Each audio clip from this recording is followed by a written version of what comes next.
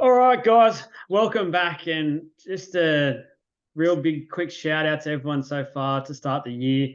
Channel's back underway after a bit of a hiatus, and we really appreciate all the support we're getting here at League of Inches. And a massive shout out to our first guest of our first new series of the year, one of a couple that we'll have out there. And it's more sort of to focus on the fans, I guess, and fan pages out there.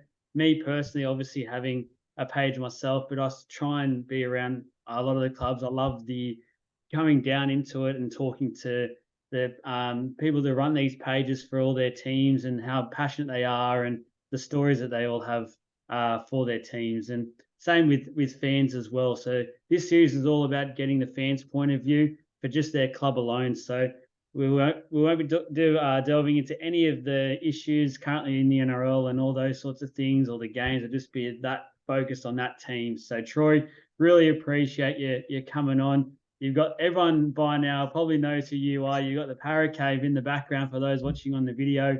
The Parra Cave podcast, Troy looks after and runs. If you haven't already yet, I tell you, even if you're not a Parra fan, you need to check these out. I love them. I love listening to them. It makes my week every time I get to listen in. Troy, you do a marvelous job.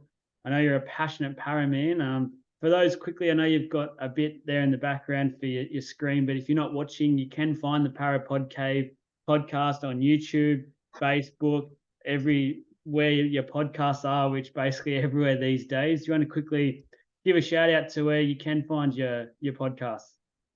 Yeah, well, first of all, thank you very much, Joel, for having me on your show. I know you've been a guest on the Paracave podcast previously, so very happy to return the favour. So yeah, thank you very much for having me. You're doing a great job yourself, covering the great game that we both love, rugby league. In terms of myself, the Paracave podcast, it can be found on Spotify, Apple, Google Podcasts or any other podcast platform, um, YouTube as well, putting a few videos up there from time to time of little clips and breaking each episode up into like two parts so people can watch them as well. And I've actually just recently delved into the world of TikTok as well. So I've got Oh, the podcast on TikTok as well. So Instagram, Facebook, TikTok, Twitter. So it's all over the place. So we'll see how that goes. my apologies. I'm not on TikTok, sorry. So I wasn't sure of that platform there. But look out, you can see Troy doing his dancing now on the platform, which would be fantastic to watch. Look, wanted to obviously this one's about the fans and about your team, which clearly you can tell it's the Parramatta Eels and a bit of bias. It's my team as well. But how long have you supported Parra and why did you choose Parra? Okay, so goes back to 1986. So what's that? 37 years now. So as you and I and many other para fans get reminded, that's how long it's been since we've last won a competition. So thank you everyone for the reminder. So it's pretty etched in my head anyway, because that's when I started following Parramatta. Because my first vivid memory of watching the Eels was the 1986 Grand Final.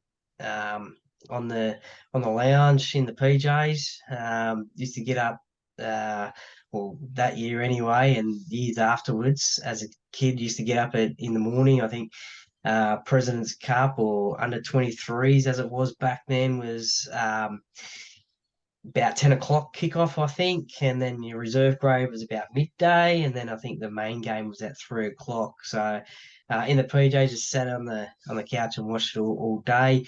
The reason why I supported Parramatta is so mum and dad weren't really sports fans. I mean, they liked a little bit of sport, but they weren't really into sport as much as what I am in today or any other sort of parents out there as well. But uh, the way it goes is when mum and dad were together, my dad used to have a mate come over, as you do he used to come over once a week, sometimes twice a week, just to visit, hang out. And he was from Guildford, so right in the heart of Parramatta territory. And he was obviously a Parramatta supporter. So he used to talk to Dad about it a little bit here and there about the good times would be like, yeah, go Parra and all this, and then the not so good times would be like, bloody Parramatta, and Yeah. the frustrations that I'm sure you and I have had many over the years. So I guess as a 8-year-old kid, it sort of probably just stuck in the head. I guess um, he was talking Parramatta Eels all the time, and um, I've lived in Penrith pretty much all my life, so that's a bit of a funny thing as to why I go for Parramatta. But yeah, so he went for Parramatta. He talked about Parramatta and stuck in the head and pick and stick, and yeah, here I am today. The rest is history, and look at you go now. So a massive Para fan, obviously. And when you first started, you obviously had the likes of Sterlo, Price. The list goes on. Kenny. Any player in particular stood out to you in that time when you first started going for the Eels? Yeah, so I always say this in those early days, it was probably Sterlo that I probably found to be my favourite player. Um, my first Eels jersey from '86 had a 7 on the back, um, and one a few years later had a 6 on it, but more a Sterlo fan. Um, and then he retired in '92 due to injury, and then it was probably there probably wasn't a real favourite player from then. It was probably a couple here and there. And then it probably moved on to Hindy when he started. Yeah, I think that's a lot of Para fans. I think it's more of a respect thing with Hindmarsh as well, in a way, is that sort of what he went through at the club at that time as well. And I know early on he had a little bit of success, but he was there for some really lean years, and he just continued to be the front and center of the club for some time. And I think so many people, Para fans, and probably just NRL fans in general, respect the guy. And he's always that one everyone thinks of straight away when you think about the players who haven't won that premiership, and you just wish there was a way just to get him one. He's a club legend for mine, and I think he's really, really up there it's when you talk about the greatest of all time, the Eels. So Yeah, definitely. And I think, even though the players that came before him and like in Sterlo's era, I've grown to watch replays and watch all their highlights, and I've grown, I suppose, grown up rewatching their careers. yeah, Um, and they've obviously come into the favorite players realm as well. But back in the day, it was Sterlo, and I've had the privilege of interviewing Sterlo and Hindy and Ray Price and Steve Ella and Mick Cronin. Sorry, I haven't done Mick Cronin yet. I have to go down to Gerringong. Steve Ella, Brett Kenny, so Eric Grove. So yeah, all these guys I've had the privilege of interviewing, and some we've got a pretty good connection now. yeah. In terms of back then and watching the games as a fan growing up, was there a game that sort of you remember watching, thinking, I actually love this club. This is why I really want to follow this club. And obviously, people who are listening go, it's easy. You just started following '86. It's the grand final win. But was there a game even before that, or maybe afterwards, where the passion really became evolved for you, and you were like, "Nah, this is my club." Look, there's not really one that stands out to be honest. There is as going for Parramatta after '86 is some pretty lean times. There's probably always the little wins against Penrith is Yeah, probably good that were few and far between. Probably that early '90s period against the Broncos where we sort of had the wood on the Broncos. yeah, Um, when we ruined the opening of their stadium up there, when they were building Suncorp, they moved to ANZ Stadium up in Brisbane. And I think it was 12-4, I think it was. So that game stands out as well. yeah. Um, and then the next year, I think we had a draw against them, or we may have even beat them again. So we had a little bit of a good time against them, considering they were up the top and had all internationals in their team, and we were struggling at that time. There's also the win against Great Britain as well. In '92, the touring side. Well, one game that also I remember standing out for me was Brett Kenny's last game at Parramatta Stadium. That was a great memory. I think it was a Friday night game. Um, I think the club organised all the cardboard Brett Kenny masks and Yeah. yeah, no, that one stands out in those early days. So yeah, probably in the early days, probably those games stand out. Yeah, perfect. I think that Brett Kenny game was enough to make grown men cry, I believe. So, saying goodbye to that absolute legend. I want to sort of now navigate a little bit into the Paracave podcast and ask a couple of questions about this. What made you go from a fan who I'm guessing was at a lot of the games no one knew and sitting there either on the hill or in the crowd at Parra Stadium back then? And what made you go, you know what, I think it's a good idea to start this Paracave podcast? I was actually so the whole idea of it sort of came about. I was on another podcast uh, before this and sort of got a little bit of a taste of it. And then I left that podcast and I thought, well, I enjoy what I was doing there. And look, I think I could probably give it a crack, give it a go. And podcasting seemed to be the thing that everybody was doing at the time. And we've both seen how it's grown over the last 5-10 years. Um, Anybody who wants to do it can do it, and I thought that at the time. So um, had some help from a few people in terms of what to get, what equipment to get, what programs to use, all that sort of jazz, which I'm very thankful for and very grateful for.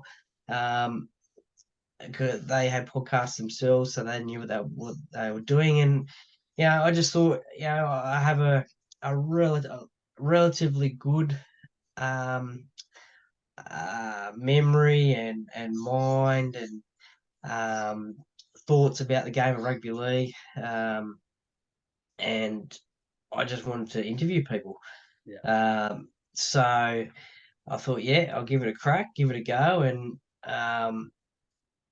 at the time that I started, a lot of people probably uh, sort of. I probably made it a little bit easier. I knew a few people that I could get onto the show, Yeah.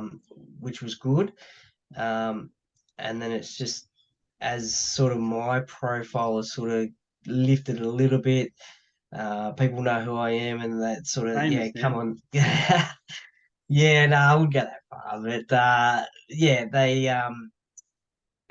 come on and they see who I've had on the show before, and um, the high caliber guests come on, and the other part also, I'm sort of I've the last couple of years I've done like yourself doing now with myself the fan interviews.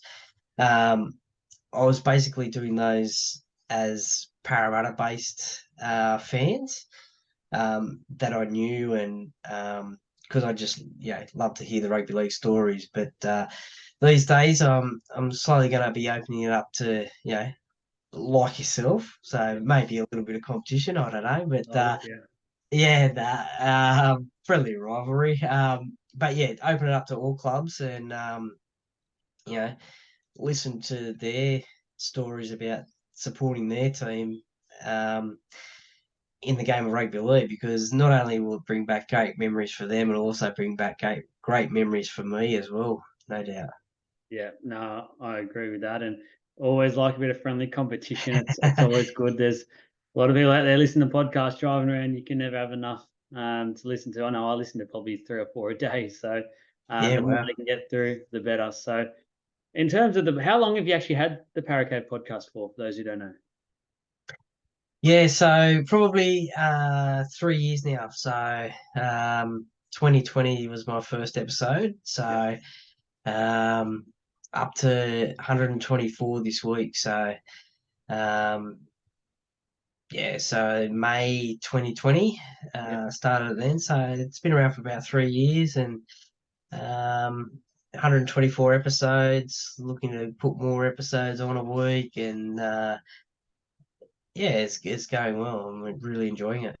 I think it's going really, really well, and I think as a listener, and not even talking as someone who knows you, it's good to see how far it's actually grown from being so small to basically being a fan. It's good to hear that story from being a fan on the hill and supporting a club to now being where you're at, and it's going to be even further down the track. I think it provides a lot of inspiration and motivation for fans out there to say, you know what, you can be a bit like it's hard work, and I bet if I've asked Oh, you the question, I bet you get guests where you're sort of crapping your pants a bit, thinking, "Oh, I don't know if I can do this one." Has there been anyone that you've interviewed so far where you've had the butterflies? oh, look, to be honest, I get the butterflies with everyone, to be honest. Yeah, because you don't want to embarrass yourself, and yeah, it can be nerve-wracking sometimes, the profile of the person, and you think, oh, okay, yeah, that probably that initial like phone call, and when you start that Yeah, podcast chat, that's probably the hardest part, but going through it, it's probably a little bit easier. Depends on the person as well. So, someone like yourself we've got a great rapport with, and it's like we're mates talking, so that makes it a lot easier. yeah, Um, and yeah, as some of the stories that you hear make you really enjoy them, and you finish the call and you think, yeah, I really enjoyed that chat. And then I guess the more you do, like anything in life, repetition, it gets a lot easier. And even for me, 3 years later, I used to take a break during December, January. So then when you start back up and you think, oh, that first one's going to be a bit awkward to do yeah, because you haven't done it for 2 months. yeah. But once you get back into it, it's a lot easier. Yeah, it's just that flow on effect after that. So 124 episodes or so.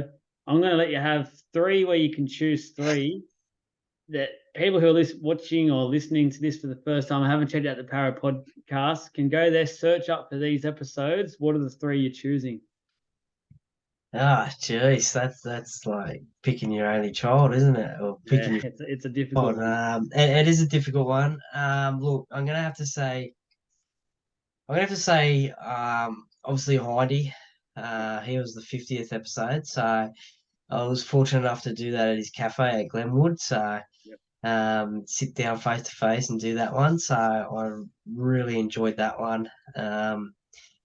He bought me a spot of lunch afterwards, so that was great on your hindy.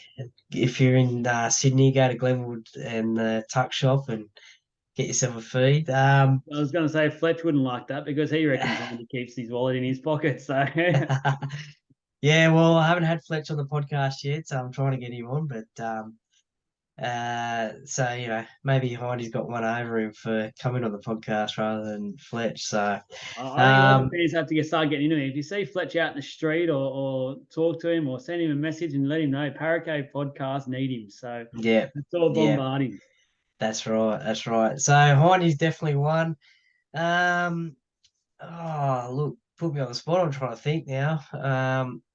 You know, Probably my highest rating one is probably Brett Kenny.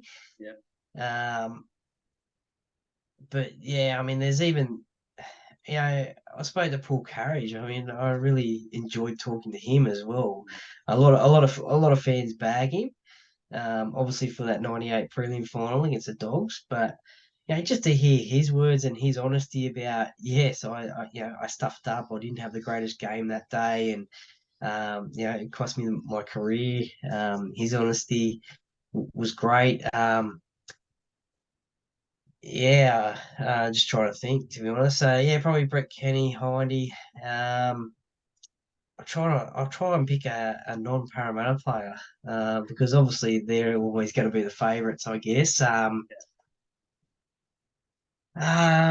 Scotty Sattler, he was pretty good. yeah, yeah, Um, he's a really good bloke. That was really enjoyable. Robbie Beckett as well, the old Boom Boom Beckett from the yeah, Panthers. yeah, yeah.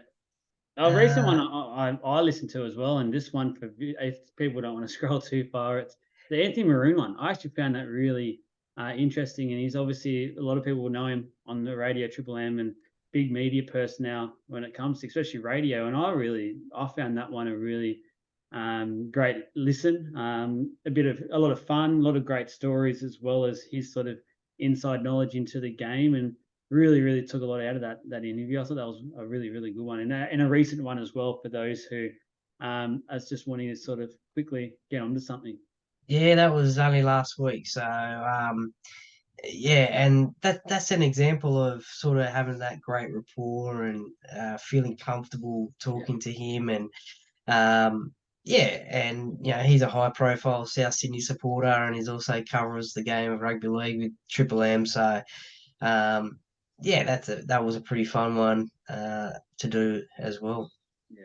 Now I'll take you away from the podcast. Now I know that you're too famous. You want to try and get back to a bit of the fan on this video and podcast. Is I want to take you back to last year, and I know as a Parra fan, it was a year where it just felt like it kept going up and up, and the mountaintop was there, and we sort of you've reached it, but you sort of didn't reach it in a way. The grand final that loss to the Panthers, and you're living in Penrith, so it would have been even harder and tougher to take, and you would have had it shoved in your face for a lot longer than a lot of Parra fans who could have just probably closed themselves in a room and cried for days. So how were your emotions? I know the year was a success, but in a way it kind of wasn't as well because I think for the Para club, they've got to that stage now where they can be in that mold of a top four club and they are wanting that success, especially after the squad that they had built coming into last year. Yeah, definitely. Look, last year, as you said, probably was a success. It just didn't show success on the history boards, the premiership boards. To have both the men's and the women's teams in grand finals, that's a massive effort. I mean, I know that not every NRL club has a women's side, but still to have it's the first time that it's happened in the competition since the NRLW has been happening. So to have both of those sides in the grand final, that was a massive success. Memberships were number one as well, I think, in the NRL. So there was a success that way. The year sort of went.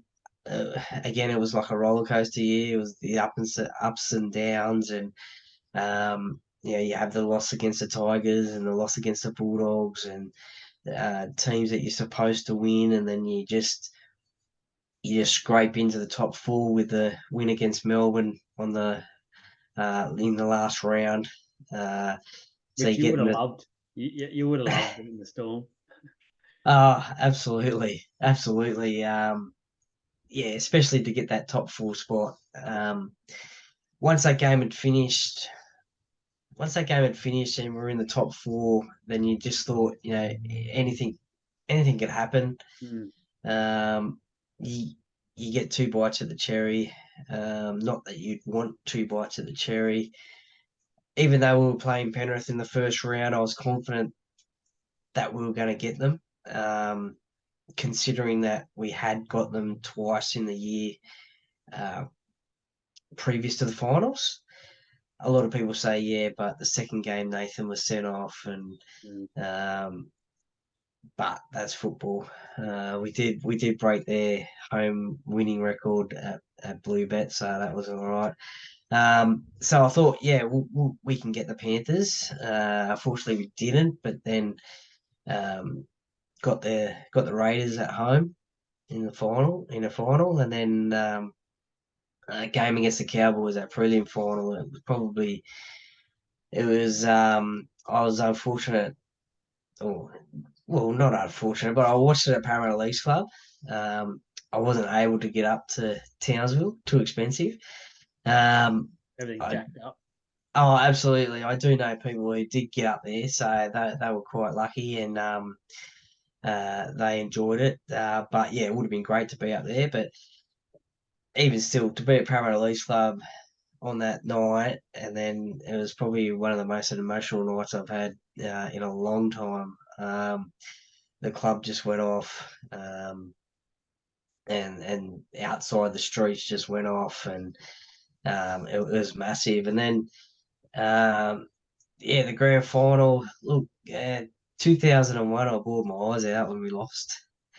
2009, I was disappointed um, because we weren't expected to be there from eighth spot. So, um, and then I was even more disappointed the year after when we found out what happened. But yeah, that's another story. But for this grand final, Penrith were just too good. That I thought the first 20 minutes we were probably, sort of matching it with them. 15, 20 minutes, and then they just had all the grand final experience and big game experience, and sort of ran away with it there. It was, 22-0, I think, at one stage, and they'd already won the game. And then, so I was disappointed again. I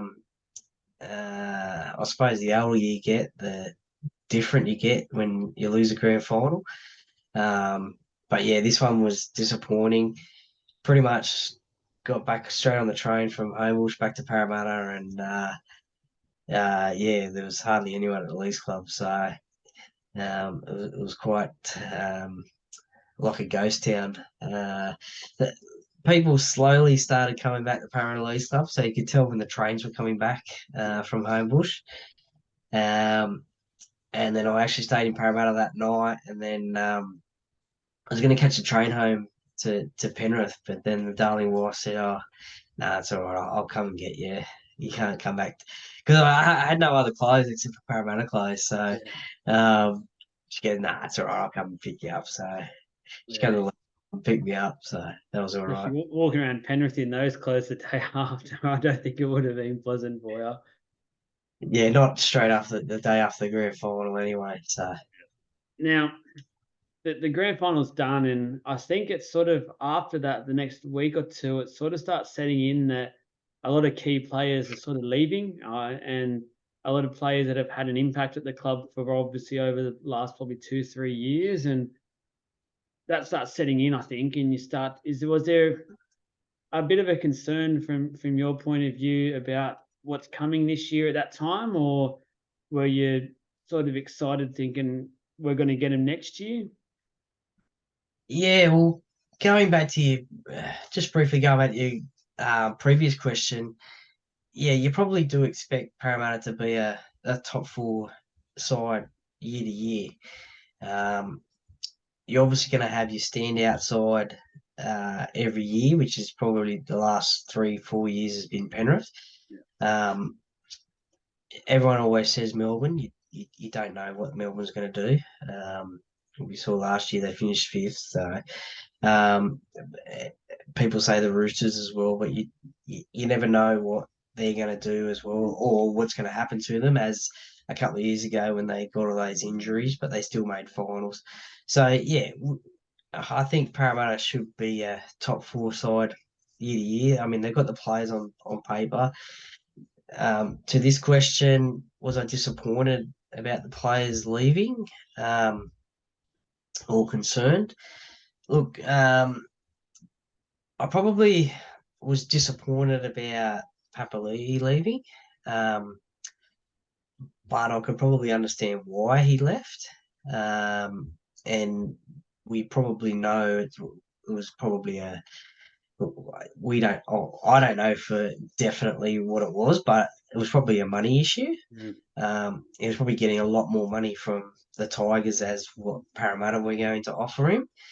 And fans get disappointed about players leaving clubs for more money. Well, they don't really have a lot of time in the game to make money, so they've got to look after themselves. And also, too, clubs have got to watch out how much money they spend on players as well. Yeah. I think that was probably Parramatta's downfall a few years ago, where we did pay a lot of overs for a lot of players. Yeah. Going back, we've seen the Anthony Watmos, the Chris Sandows, Boring. um, foreign. So over those years, we've seen that happen. But I think we've cleaned that up a lot now. I think we're probably pretty good with our salary cap in terms of not paying those overs. So I could see why he left. I could see why Ray Stone left. He was looking for an opportunity to play consistent first grade. New Queensland life for his family, I guess, as well. Murata Nukore, he wanted probably to go back to New Zealand, where he's from. So, I mean, you can't blame that. And I think I heard him say in an interview as well that he might have said that to Brad last year or the year before or something, that one day he wants to go back there. Yeah. So an opportunity came up for him. Reid Marnie's a strange one, a different one. Really disappointed that he left. Considering that he came from the Bulldogs, who didn't want him, and he came to Parramatta. We made him what he was, and again, it was probably a money issue. I don't know how much difference it was in terms of what the Bulldogs and Parramatta were offering, but that one was probably the most disappointing one. I would have liked to have seen him stay, and the fact that he could stay with Dylan and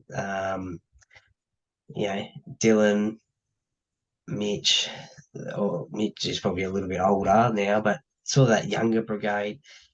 Stay with those. So he was probably the most disappointing one. But at the end of the day, Parramatta is a development club, so they will develop players that are worth for other clubs to go chasing for, and want. So I use probably Jack Murchie as an example, one of our new signings. He's come across from the New Zealand Warriors. Pretty good, solid first grader. He does his job, does his tackles, does his job. But he's not a superstar. And that was the same as Papali'i when he turned up as well. He was a fringe first grade.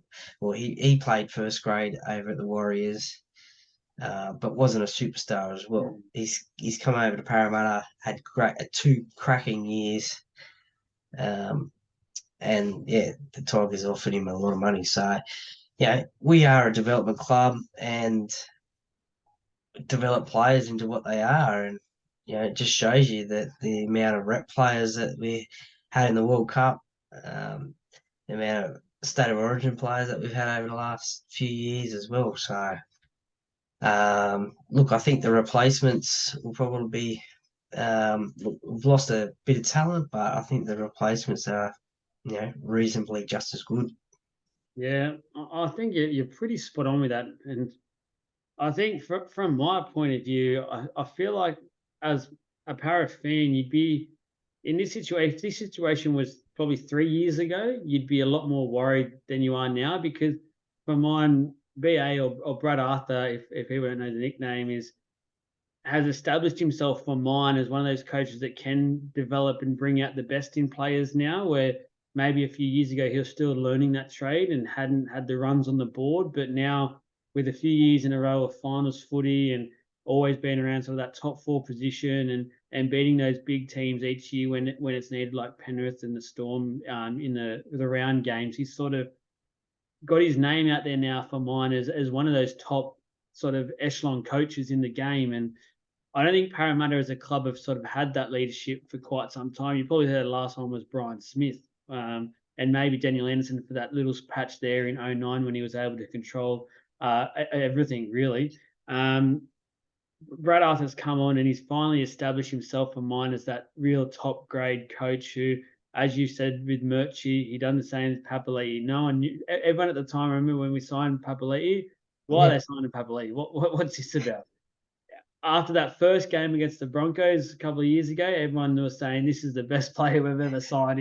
He's a freak. So that's the sort of coach I think now Brad Arthur is, and I think that's what made it so hard for players like him and Marnie to leave. I know Marnie did it a lot earlier than Pabli, but Pabli's one carried on for the whole year basically. And Yeah, I think he was told by the end, unfortunately, you just have to go. Like money wise, we can't go anywhere near what you're needing. And I don't think he wanted to go. I don't think he might come out after his post career and we'll hear the proper story. But as sort of looking on the outside, looking in, I don't think he wanted to go. I think that was a really tough decision for him to make. And same as Marnie. Like Marnie's the type of player you yeah, see his passion on the field and how many times he'll pump his chest and things like that. He must have it would have killed him. I know the money is there and they need to look after themselves, but you just feel like those sorts of players, it kills them. That it's their last thing they want to do. yeah. And then making a grand final makes it even harder Yeah. to lose because you get so close, and then you can get there. You want to have another crack at getting there, but if you leave, you may not get that other crack. Um, Well, Penrith's a prime example of that. They lost their first grand final 3 years ago, and then they came back, and now they've won two. You sort of, I don't think you necessarily have to, but if you do lose one as a playing group, they probably sat there, the players that were staying, going, "This is us next year." Like, watch the celebrations, let it eat into you and fire you up because this is what we need to make sure is happening next year. But it's us, and they're watching us next year. So as a player, I reckon it'd be hard to watch now. You're not part of that in a way because it was like you started this because Parramatta have been doing this and building for this, as you'd know, for at least 2 to 3 yeah, years. I feel like this has been yeah, in the pipeline to do, and to not be there to finish it, I feel like would burn a little bit. So in terms of saying that, what's your expectations for this year for 2023? There is, I guess, slight concern with some players leaving, as we've just discussed, but there has been some talent signed and brought into the club in similar positions that we've had in the past. Where's your expectation this year? yeah. Well, I mean, definitely finals. That's the expectation. But as we said before, I'd probably say top four is the expectation. Um, we can, as you said, we can beat those big teams during the regular season.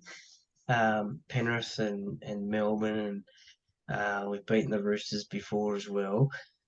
We just need to have consistency, I think. Like we wouldn't have scraped into the Parramatta wouldn't have scraped into the top four last year if they beat the Bulldogs, if they Hmm. beat the Tigers. Yeah. The Rabbitohs loss at Accor was another terrible loss. I think that was Latrell's return game, I think. Um, Yeah. so those three losses, that they probably really hurt us and probably shouldn't have scraped into the top four. So to this year, yeah, we've got some um, exciting recruits. I mean, a lot of people um, are bagging Josh Hodgson as a signing. Um, because of his age and the fact that he hasn't played for probably 18 months, something like that, Yeah. or since round one last year. Yeah. Played about Um, 30 minutes or something. So yeah, so but I mean, I see him replacing Reed as a good thing because he's got the experience. He's played internationals. mm, He's played in a grand final. Um, a few years ago it was probably Cameron Smith number one, and then Josh Hodgson number two is yeah. the best hookers in the game. So, and having 18 months out of the game, potentially that could further his career. Maybe might make him fresher. Um, He's you looking don't know. strong. He's definitely Well, looking strong. yeah, I think he's come out and said that those photos were photoshopped, but geez, there's the guns on him. Yeah. It No, was challenging, I've seen other challenging photos, matter. and I don't think you can Photoshop that many times because I've seen others, and it definitely looks like he's been putting in the work, which I think is a good lead into the next question for you, and that's a player to look out for this year. And it could be for many reasons. It could be a young gun that you like the look of coming through the grades, or it could be an established star that you feel like this is their year to really stand up for. Which player do you feel like is the player to look out for? Okay, so we all saw Dylan Brown have a breakout year last year. Sean Lane had an amazing season last year. I think they'll probably be still the same and consistent in their performances. Um, I think the one person that everyone's been talking about, and it's probably been a great signing, is Jermaine Hopgood. Mm. Um, Everyone's got huge raps on him. He's come from Penrith, so he's come from that Penrith system. He was the New South Wales Cup Player of the Year last year, player in the grand final in the uh, what do they call it, the Interstate Challenge. Big signing. I know for a fact Penrith didn't want to lose him, so Yeah, it's a big signing. yeah, definitely. He's playing in the Indigenous game this weekend, so um, and he'll probably get the with Ryan Madison suspended for 3 weeks. He'll probably get that probably his spot for 3 weeks. Um, so yeah, really looking forward to seeing him play. Um, and probably also too, probably they were both out last year with injury, but probably Sean Russell and Hayes Dunster as well. Just to see how they had major injuries last year, just to see how they can return back to the top grade. So it'd be exciting to see how they go as well. Yeah, no, I agree. Now, if I gave you $100 and gamble responsibly, please, everyone out there that listen to this, do not hold us to this. I want you to let me know where Paris finishing the regular season, and then if it includes finals, where they go finals wise. What's your head and heart? So I mean, your heart probably wants to say something that your head doesn't want to say, or it could be for once both together. Where are we at? Ah, jeez. I mean, that's always such a hard question because everyone wants to win the comp Yeah, every year. they're going to win you Whether money off $100 though. okay, so to win 100, we'll put 100 bet on. Look, I think a realistic probably position is probably fifth. Okay. I'd say. Um, Again, I think there's a few teams that might just be a little bit higher than Parramatta, so they're going to have to do it tough to get into that four. So maybe fifth. We got over the week to hoodoo last year of finals. Um, Look, I think it's such a tough competition. I think a prelim final would probably be a realistic Yeah. goal, I guess. Just been such a tough competition and so many teams out there that can actually win it. So I think finish fifth, get to the prelim final, and then Anything can happen. that's right, go We from beat the there. Cowboys up in Townsville and we were told there was no chance of that happening. So you don't know. A couple of fan questions have come in now just to sort of This put will an be ending interesting. to the video and be interesting how we go. I think there's a couple that are like to have a bit of a laugh, but there are also some very, very good questions in here. So Okay, the no first one, worries. when will we see Parra win the comp? And I know you want to say this year. When do you reckon we're going to see the mighty Cowboys win the uh, comp? yeah, look, it will be in the next 4 years. Okay. I like How's that that? one. Yeah, I Like, I like mean, that. obviously, I'm going to say this year, but it'll be in the next 4 years. Now, the next question, it's something that's sort of dragged on now, and it is, and I can personally say it, it's starting to become a bit annoying in a way. When will Moses re-sign? And the other parts of this question, which I've sort of added on, I won't let the viewer take credit for this one. Do you actually want to keep him? And what I mean by this is that I know a lot of fans out there for different clubs and that when this happens, it can actually turn a bit negative for the player and it can actually start to lead the fan group to saying, we don't want him anymore. Like just go then. If you're obviously not passionate enough about the club and you're dragging this on, then don't worry. I know at the moment there's all the CBA going on, so there could be a legit reason why it is taking a little bit longer to finalise salary caps, things like that. But do you want to keep Moses? And if so, or if not, why? Well, I think if we're going to win the comp in the next 4 years, we need to keep him. Yeah. Just with that combination that he has with Dylan Brown.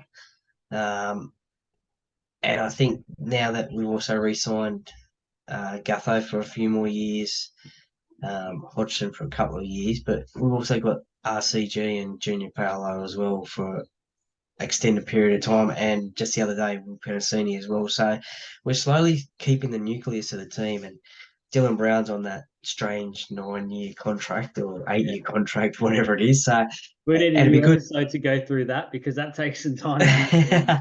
Yeah. So yes, I would keep him for that reason. Has he signed already? I've been telling people that, and don't quote me on this, I don't know. But I've been telling people that I reckon he's actually already signed. Okay. And they're just waiting for the right moment to announce it.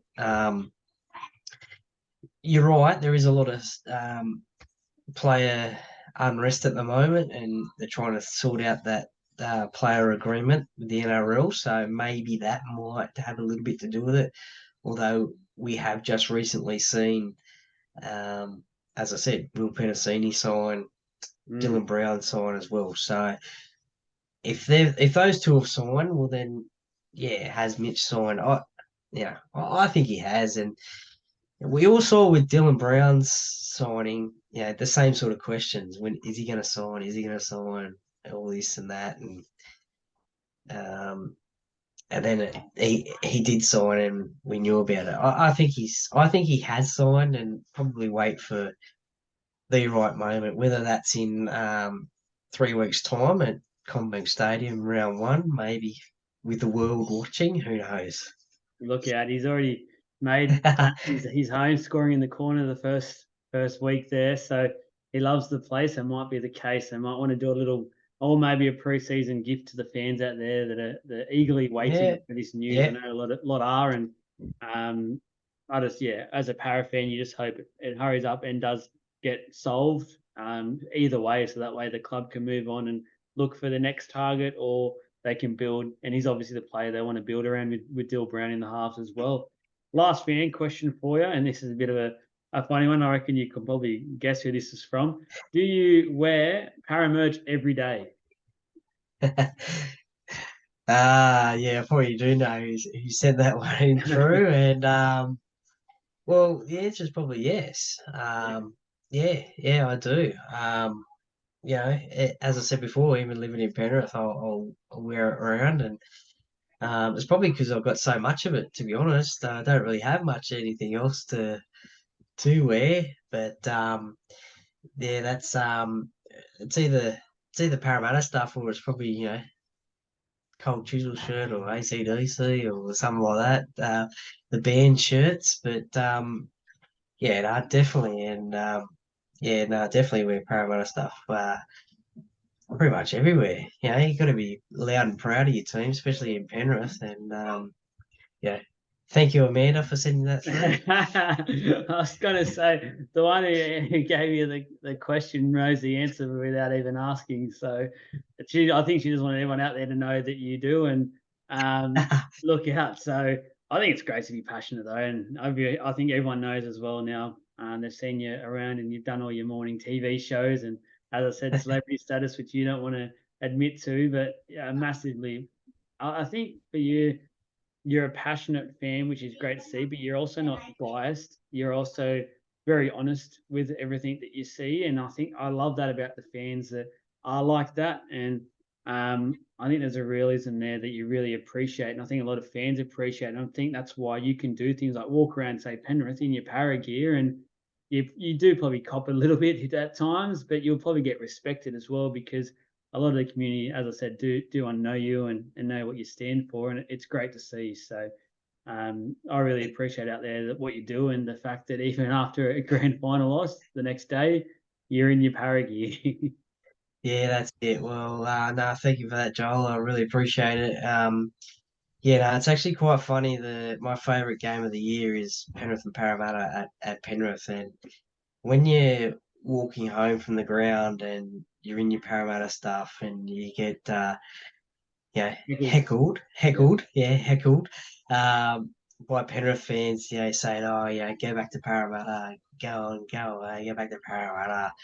It's funny, you just point out, I only live 5 minutes away, so like, oh, what are you wearing that crap for? It's like, oh, well, what are you wearing that crap for? Yeah. But yeah, so Amanda actually has pointed out a few older Parramatta supporters in Penrith and in Parramatta gear everywhere they go. There's actually a Parramatta car that goes around Penrith. It's in blue and gold, and it's got jerseys over the top of the seats and Oh, stuff. She reckons that's going to be me, and when I'm old and I'm grey. surprised it's not you already. I'm surprised there's nothing that isn't para merchandised around your place or your cars. So now the last thing we do on this new podcast that we do, a new series, I'm going to allow you to ask me one question. So that way, anything that you want to know or anything you're allowed to ask, and I get out there. So let you start. Let you fire away. I'm just trying to think of what I asked you on the podcast a few months ago. You had a And few hope I don't guests. ask that one again. Um, okay. Uh, oh, jeez, put me on the spot with that I'm one. putting you on the spot with this one. It's a So good way to of you personally, or rugby league anything, wise, or anything. okay. Um, okay. So you've got an open checkbook. Don't worry about a salary cap. Yep. Who is the one player, past or present, that you signed for Parramatta and why? Jonathan Thurston comes to mind straight away, and I think just because, and this is nothing on Moses. If he does resign, I love him for it. Fantastic, but I feel like maybe in the last year or two he wasn't quite there mentally, and I think his game got away from him a little bit, and I think has cost us at times, just because and we've heard the players say it, he's so big on this playing group, his attitude and in-game awareness impacts the team so much. Where I think if we had, say, Thurston, even last year, the year before, I think we go ahead and win the comp personally. And I feel like if he had someone like Thurston who just controls things so well around the Gutho and Dill's Brown, all he has to do then is worry about running really and putting Lane in holes, which he does easily anyway. Yep, Imagine Thurston being on there in his prime, being able to just run the show. I feel like that's the missing ingredient because we've got the forward pack. We've had the forward pack now for a yeah, number of years. And any playmaker, and Thurston said it in plenty of podcasts he talks about, he says as long as you got the forwards, you can do the rest. You can have no name backs, to be honest. And I think we've seen Bennett in the past do that. He'll have no name back line and just have big forwards that know what to do. And the halves are your main money makers. And I think that's Parramatta.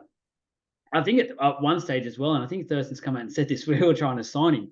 And we actually got kind of close to getting him at one stage, but he thought, no, I'll stay with the Cowboys. But yeah, for mine, it's definitely Jonathan Thurston. he must have thought that when he drove down the M4 to Penrith, because I think he checked them out as well. So maybe it was Parramatta, Penrith. But yeah, no, good answer. I always say would have loved to have seen Brad Fittler at Yeah, Parramatta. Um, yeah, there was talk of that one day as well, but yeah. That was, and then just recently there was Quade Cooper coming out and saying he might have been at Parramatta. So yeah. Well, I think if Hitler plays in 01, I think there's no questions asked. We win the comp. So that's sort of a bit of a kick in the guts as you just think of those moments. And it is that's what it it. is. I think there, Troy. I think that's a perfect way to end this first episode of this new series that we've got really for the fans. And as I said, and I'll say it again, really appreciate you coming on and talking about not just your podcast, but also your love for your club being the Parramatta Eels and not being shy to talk about it and show your passion, which I think this game is all about. It's all about your passion and your Parramatta colours and your team's colours. It's really good to see. I'll let you one more go and really plug your podcasts and plug your sponsors as well, which I know do a great job for your podcast. Yeah, thanks, Joel. Thanks for having me on your show. Really appreciate it. And yeah, no, it's, as I said before, it's a great job that you're doing as well, talking to the fans of rugby league, because without the fans, you don't have a game. So yeah, thank you very much for having me. Really appreciate it. The Parra podcast comes out on Monday mornings, usually at 6 o'clock. Australian Eastern Daylight Savings Time. So yeah, it ranges from ex-players, hoping to get some current players on there, and fans of rugby league. Hopefully some high profile fans of rugby league as well. Talk about their teams. So some interviews there. Um, and yeah, you can find it on Apple, Spotify, Google. You can even click the little that way, the little QR code there if you want. That can take you to wherever you want to go to, on Facebook, Instagram, Twitter. Yeah, so I've had some I get some magnificent help from great sponsors of the podcast. The major sponsor, Jack's Pale Ale from Parramatta Leagues Club. It's a great drop. I know you've had one when you've been at Parramatta Leagues Club, and that's my match day beer at the Leaguesy. Shannon Cooney from the Merrick Property Group, great real estate agent. Bo Cook from Loan Market Penrith, great mortgage broker. The Stubby Club, Brightside Details and Ceramics. So if you want your car detail, contact them. Media partner Parramatta Times, and also new clothing sponsor as well, BTZD. So yeah, so hopefully maybe I'm not 100% sure when, but hopefully there might be some sort of merchandise coming out later in the year as well. So I'm not too sure when, and yeah, but hopefully there's some merchandise coming out. So keep your eye out for that one. And yeah, really thank you for the opportunity.